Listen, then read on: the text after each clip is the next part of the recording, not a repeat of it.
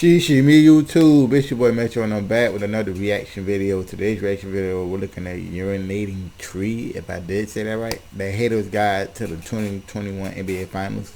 Don't forget to leave a like, comment on the video if you're brand new to the channel. Don't forget to hit that subscribe button. Also, don't forget to turn on post notifications so you'll know when to upload. But let's go to get right to this video. A basketball baby. On this channel, run for the hills. Dead serious, nothing good ever comes out of these. But with a trusty set of earbuds, you can listen to something far better than this.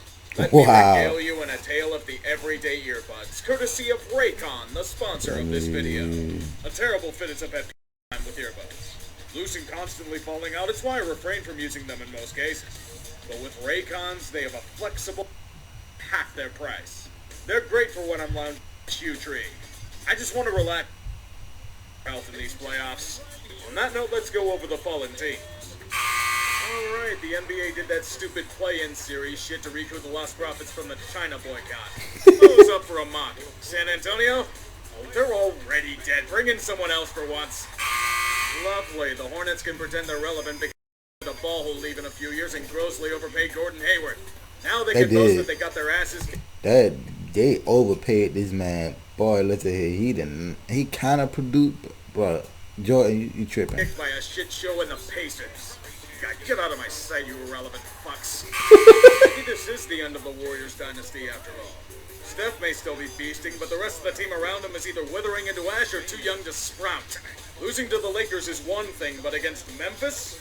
No contest against an emerging Ja Morant. I mean, come on, the refs were literally trying to gift wrap a win to you, yet you kept swanning it away like it was Draymond in his prime. All they can do is hope play isn't ruined by repeated season-ending injuries.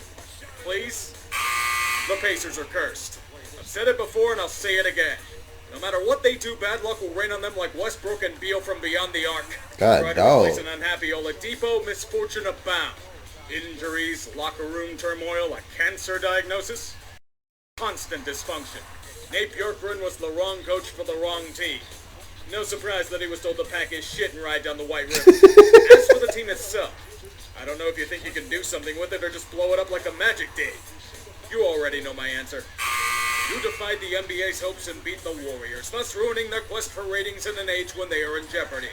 The Jazz will take care of you. You'll get that one win to pretend that things are competitive, but that's it.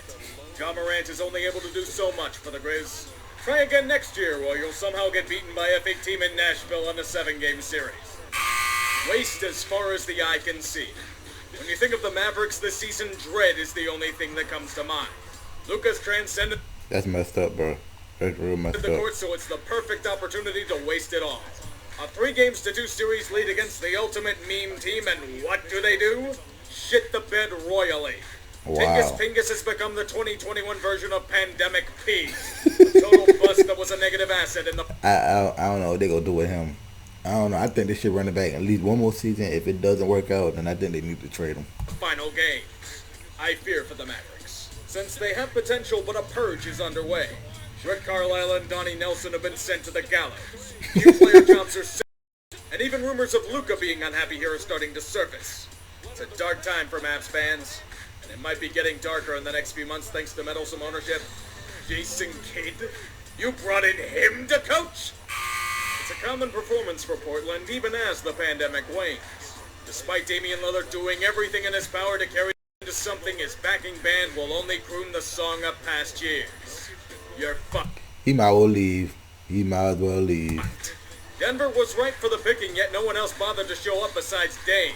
It's not even funny. It's just sad to witness. Stop wasting this fucking man and give him some legitimate help.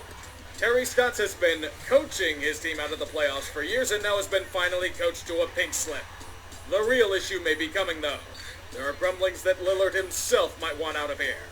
If Dame time is up in Rip City, it'll be more than crooning happening. It is well known that the Lakers are a two-man he about to do my Lakers and team that won a ring because they were allowed to rest enough to dominate in a Mickey Mouse bubble. The problem is what happens when those two players are hobbled enough to sap them of their strength. You get a team coasting on reputation instead of ability. They have been hit with injuries to AD and LeBron, and it had affected them enough to send them from championship contenders to what we thought they were last year. As the Phoenix Suns take whatever was left of their power, LeBron will take it as professionally as most of us expect him to. AD tried to come back in Game 6, but it wasn't meant to be. Will the Lakers realize they have serious holes throughout their lineup and their championship run was mostly due to external factors? Of course not. All they have to do is blame everyone but themselves. The league's scheduling, their trainer, the Mickey Mouse bubble, everything else. Good work. You've learned absolutely nothing. Well, at least they finished the year strong. Doesn't matter all that much besides robbing the Rockets of a lottery pick. Their true reward is being the 8th seed and getting their asses kicked by Philly. Predictable. But it's okay, everyone. The Wizards are going to be contenders next year. They fired the major issue in Scott Brooks. Just ignore all the other glaring flaws on the roster and everything's good.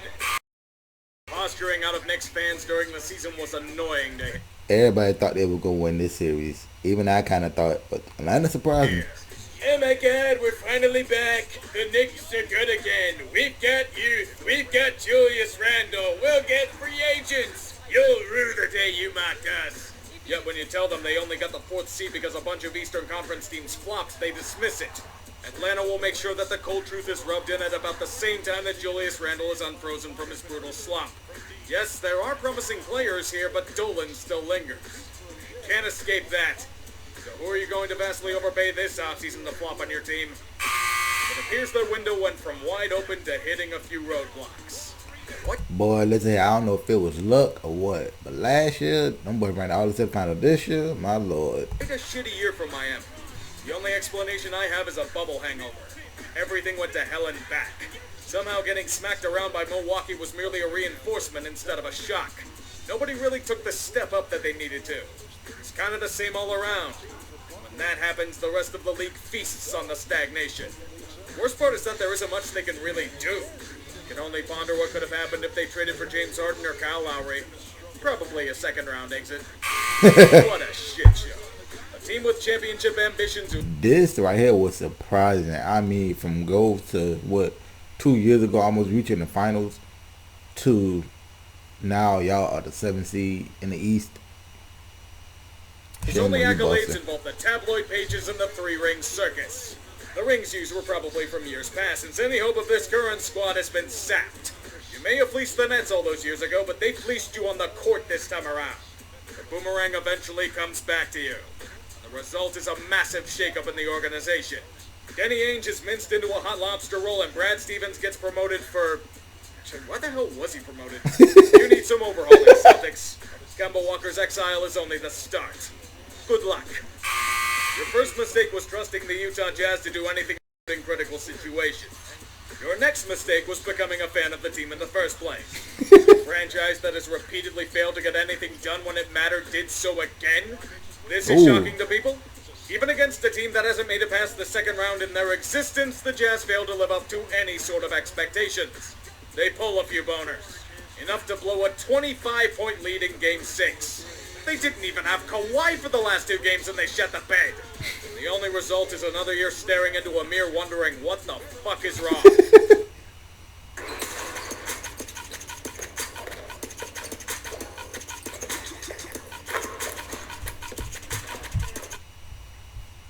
Par for the course. What killed the Nuggets? You have to go back a few months to find the true cause of it. Jamal Murray, a budding star and one of the key pieces on the team. Injured long-term to further curse the franchise. Without him, they were dead men walking. They could survive a series, but against superior competition, no chance in hell. They got bitch-slapped by a fleshed-out unit. Nikola Jokic couldn't do everything, and even then he was thrown out of Game 4 on a flagrant foul. It's standard Denver. When you get some hope, there will be about 12 wrenches thrown in the engine. It sucks, but what can you do? Thank God. I don't care that the Nets haven't won anything with a damn.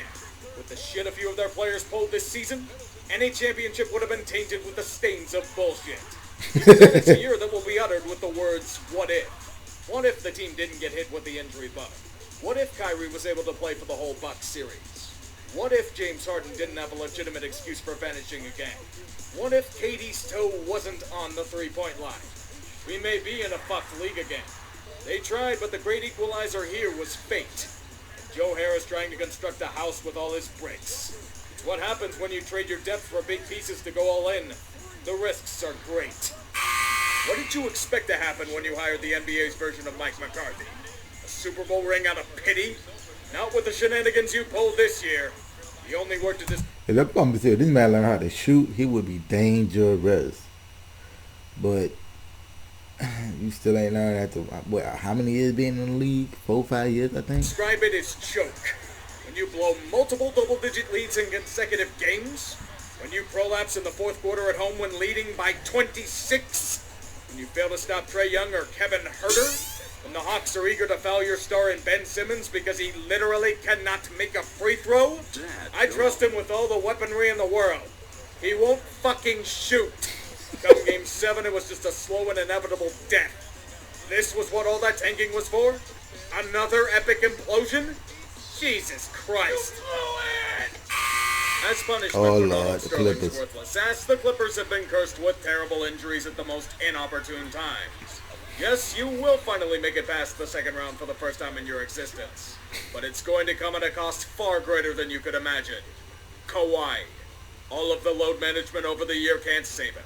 His knee injury had him unable to play in the conference finals. Even as the Clippers continue to fight hard, the Suns decided the black sheep of the West Coast has had enough success for the year. They take them down effectively, but they do he said Sacramento in an excruciating fashion. Do you remember CP3? He's going to be a big factor in LA's demise again. The big question now lies in the offseason. Can they keep Kawhi around? If he leaves, this team is going to be so fucked they should be sponsored by Brazzers. All of the hype of going all in, and it only may be for a hollow victory. Well, at least you made it past the second round? You know what usually happens when a Cinderella team finds the magic to upend several way to a deep playoff run, right? The clock usually strikes midnight. Hate to say it, Atlanta, but the sands in the hourglass have run out. And they were given every opportunity to win this series. Milwaukee literally has the guy who coached your team into dust leading the helm. Giannis was knocked out of the series with a knee injury. But here's where the monkey's paw comes into play. Trae Young was hobbled as well.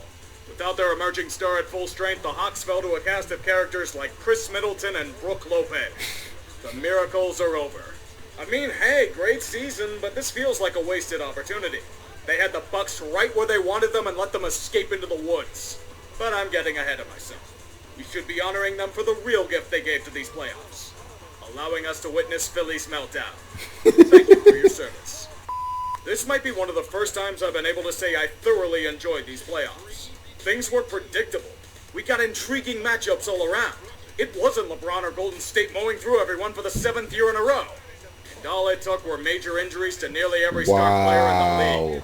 I don't care that the ratings might suck. Show me the finals matchup. Phoenix against Milwaukee. The talking heads at ESPN are punching the air as I mention those cities. Oh no, the cast of First Take has to go to a city that isn't overcrowded and doesn't smell like shit. I feel so bad for them. They might not even be able to talk about Giannis if he's not at full strength due to his injury. This is feeling like Phoenix's time, but it doesn't seem anywhere as clear-cut as it usually is. No matter what happens, a team is winning their first NBA championship in at least 50 years. If the Suns win, it's their first in history. We must embrace this piece of non-fuckery. A combination of CP3, Devin Booker, and DeAndre Ayton, or Giannis, Chris Middleton, and Brook Lopez will walk out of this with a ring. What a time to be alive. Final seconds. Wow. But yeah, it's your boy Metro, and I'm out. Peace.